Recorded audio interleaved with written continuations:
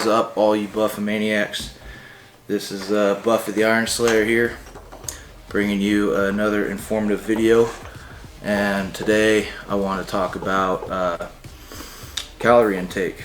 Okay, so you need to figure out what type of body type you have. So you have the three classifications. You got Ectomorph, hard gainers, burn a lot of calories, usually thin. Mesomorphs right in the middle, they have the ability to be big and cut. Endomorph, which would be easy gainers, hard to burn fat. Another reference point for you would be the length of your torso to the length of your arms and legs. So if you have a long torso, shorter legs and arms, then you're more on the endomorph side. If you have a short torso and long appendages, then you are more on the ectomorph side. The next thing would be to figure out how active you are. Do you have a job where you're sitting around on the computer, on the phone all day? Do you have a job where you're semi-active, walking, running here and there, bending up and down? Or are you very active where you're just working out every day, going on runs and everything in between? Okay, so figure that out. Are you low, medium, high as far as your activity level? Now once you figured that out and your body type, all right, let's just start at the bottom. Say if you're very inactive, and let's just say you're an endomorph. Okay, you got the worst of everything right there. Let's start with that scenario. All right, so if you're an endomorph and you're not very active and you need to figure out how many calories a day you burn, all right, you would basically take about 11 calories and times that by your body weight. That's how many calories you burn in a day, essentially. So if your goal is to lose weight, then you'd want to dip below that calorie threshold by about 300 or 400 calories a day. You don't always have to do that every day. You can, do a carb cycle where you play with your carb intake, never play with your protein and fats. Okay, I'll get into a little more of that later. So let's go to the other end of the spectrum. Well, let's go to moderately active. Okay, once you figure out if you're moderately active, that would change the scenario for the endomorph by about 3 to 4 calories. Okay, so if you were timesing 11 calories by your body weight, now you'd basically be doing about 14 calories times your body weight. And now if you are very active and you're an endomorph, then now you're jumping up to 17 calories, okay, times your body weight. And now if you are mesomorph or ectomorph, the only difference is 1 calorie. Okay, so that's it. You'd go up a calorie for mesomorph and up 1 more for ectomorph and times it by your body weight. So write down those numbers on the screen there and start playing with them. And after that, this is basically where this helps you figure out where to start. So now after that, after you figured out your calorie intake, you're going to want to get a journal. You're going to want to track everything you eat, your calorie intake for the day. You want to weigh your food, okay? Get measuring cups, weigh your meat after it's cooked, weigh your rice after it's cooked, measure your rice after it's cooked, and then so on and so forth. So let's say your baseline calorie intake is 2,500 a day.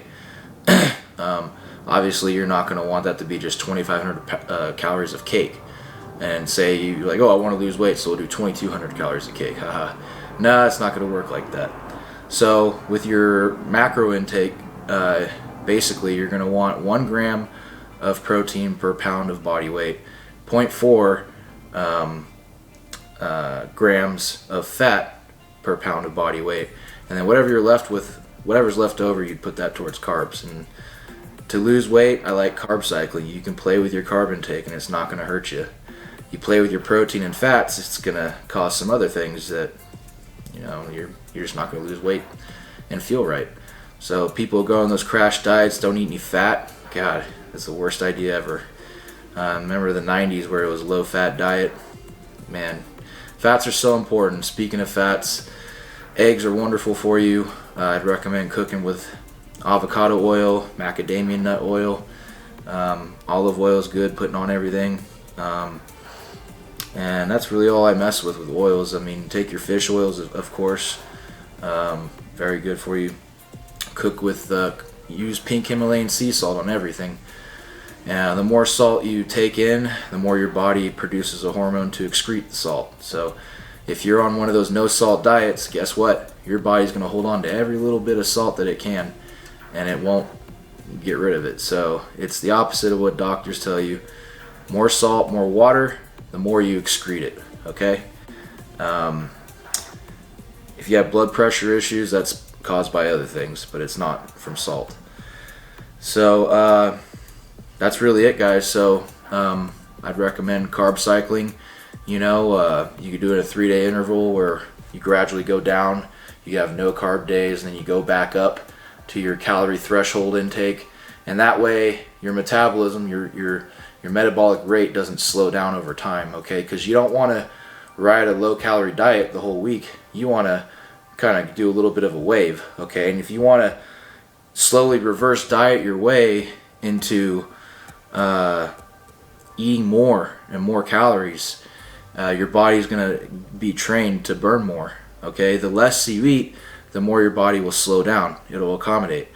So a great way to not gain weight but bring up your metabolic rate, I think, is to carb cycle.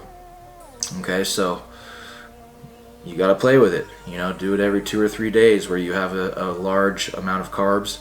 The rest of those 2 or 3 days, 1 day, whatever, you make it random. Go medium, low, whatever. That is a great way to lose weight.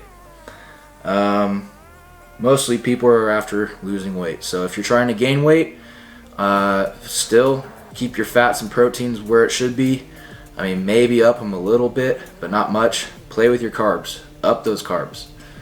And that's really it, guys. So you don't have to follow no wacky, diets out there, all those fads. You got the vegan diet, you got the carnivore diet, you got this, you got that. Oh man, people are fucking lost. Just have a well-balanced diet, people. Of course, there's other things to consider, other limitations that people might have. Some people are lactose intolerant. Generally speaking, when you want to lose weight, cutting out dairy is going to help you lose weight even at a faster rate, and you'll get lower ultimately. Dairy just kind of slows things down. There are some good health benefits to dairy, probiotics and things in yogurts or kefirs. I have cheese and half and half in my coffee, and not cheese in my coffee, but I put cheese on my burgers and everything. And but when I'm getting ready for a show and I'm like getting close, I don't have any dairy, not even whey protein. There's people who I forget the term, but they I think it's celiac, maybe, I can't remember, but they basically can't have any grains in their diet. So I mean, if you got those parameters and stick to them, you can still do a balanced diet if you have to exclude certain things, and like I was talking about earlier with things that grow out of the ground, you got your nightshade vegetables and all your different classifications. So when, if you figured out which ones cause you harm, obviously cut those out of your diet. Not all plants are bad, not all are good. It goes for anything you eat. So, what else? If you're a diabetic, then the best scenario for you would be, what do they call it? The keto diet. The keto diet. All right, that's gonna really help get your blood sugar under control, and that kind of changes things up. Okay, so if you can't have any carbs, or if you have to have only 25 carbs in a day, and you're doing the keto diet, then obviously you're gonna have to up your fat intake to compensate, even your protein a little bit. But it's not a diet that I think is good for long term. I think it's great for short term, and then you kind of gradually go back to a normalish diet where you introduce carbs and things like that again, because fiber is so important for you. That's one of the things you kind of don't get as much on a keto diet. So get a fiber supplement as well if you're doing that. Usually people lose enough weight to where their blood sugar gets back under control. So do a keto diet for a while, and if you get to a healthy spot, then you can kind of go back to normal. Just don't go crazy and go back to where you were again. What else? That's pretty much it. You know, I wouldn't recommend. I'm not talking down on a vegan diet. I just wouldn't recommend it. If you are on that, there's certain nutrients that you don't get from that diet. I forget. I think might have been iron or vitamin K. I don't quite remember. But there are certain nutrients you don't get with a vegan diet, and therefore you would have to supplement with, you know, whatever you're missing. I forget. But it's the key to life, guys, is balance, moderation. All right. If you do anything extreme, do it for a short period of time. Find your homeostasis point. All right, that's the key to everything, really.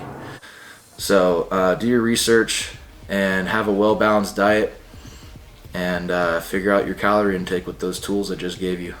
All right, Buffy Iron Slayer bringing you yet again another informative video. I really hope this serves some people well. Always welcome all the questions and comments, the likes and subscriptions, of course. Until next time, all you Buffomaniacs, take care and be well.